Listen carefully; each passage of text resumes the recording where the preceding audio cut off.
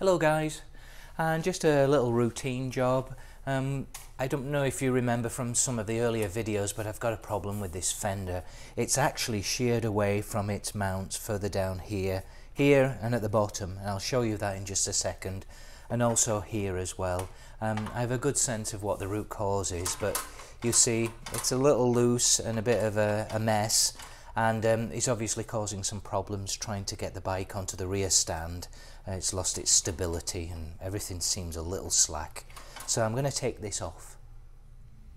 I hope you can see what's going on down there. It's quite obvious, but you'll see that the fender there is completely sheared off that mount as well.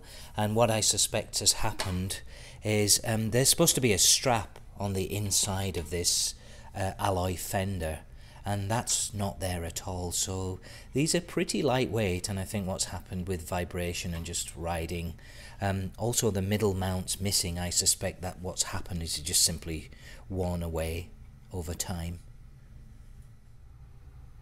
Yeah, here's the mid mounting point, and there isn't even a screw or a bolt in here, but as I pull the fender down, you can see someone's attempted to put like a inner tube there or something, and yeah, that's a mess. I think it's probably not going to be salvageable, and I do have this piece, a spare piece, so I may just replace this altogether. I'll take a look at it when it's off the bike. And again here at the top of the stay for the mudguard as well, you'll see that's completely worn away. Actually, it looks like it's scratched over this mudguard over a period of time. And the stay itself is also bent as well, so I'll take a look at that. I do have some spare stays that I may be able to use, or possibly be able to bend this, although it's chrome plated, so we'll see. But so that'll be the next job. I'm going to remove this rear fender. I don't actually have to remove the seat, but I'm going to get it out of the way. There's just a nut and bolt here on both sides, and then just two nuts here at the end of a bar that goes all the way through to support the seat at the front.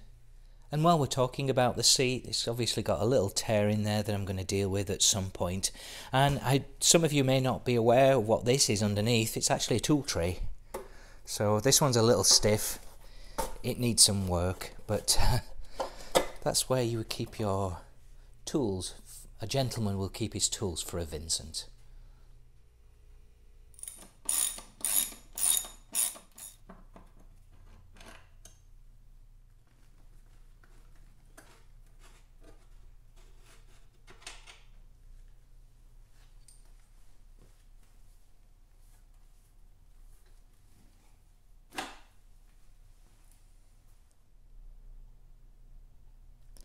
These rear dampers are in very good condition, but I can see how that scratch occurred here on the chain guard. Ouch. I think that's what's happened at some point. The seat's been taken off and this has slipped back and scratched that, but it's no big deal. And then you'll see this fender looks like a bit of a mess, doesn't it? This looks very nice. Very happy with that coney.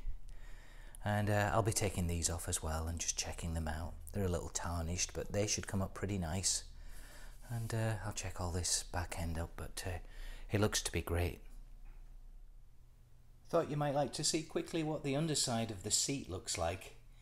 It's pretty sophisticated. That's quite an elaborate metal frame structure, and believe me, these screws are pretty difficult to get off. This is supposed to be marine grade plywood, I guess, and then we've got this skull up here for the rear fender, and then the mounting bracket for the tool tray. But yeah, my father-in-law Peter and I repaired one for the Comet, and that was quite an undertaking to get that all off, and then replacing everything again, making some welds.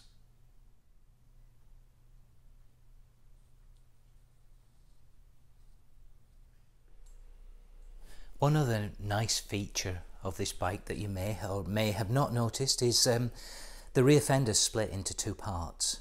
And the reason for that is here there's a little Tommy bar, and it allows you to lift the rear fender to remove the wheel if you have a puncture or something like that.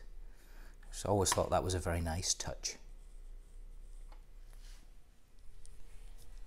Yeah, there's probably several ways to go about this, but what I'm going to do is just start removing all these mudguard stays, starting with the stoplight switch here, and then the wire, by the way, for the stoplight goes through this stay, actually comes out at the top here, then through this bracketry system and then into the rear stoplight tail light here. So if I take all these stays off, that should then release the mudguard. It's not like it's a problem at the front, but here definitely I want to make sure obviously that the wires all come with the unit, and then I can disassemble this license plate section on the bench.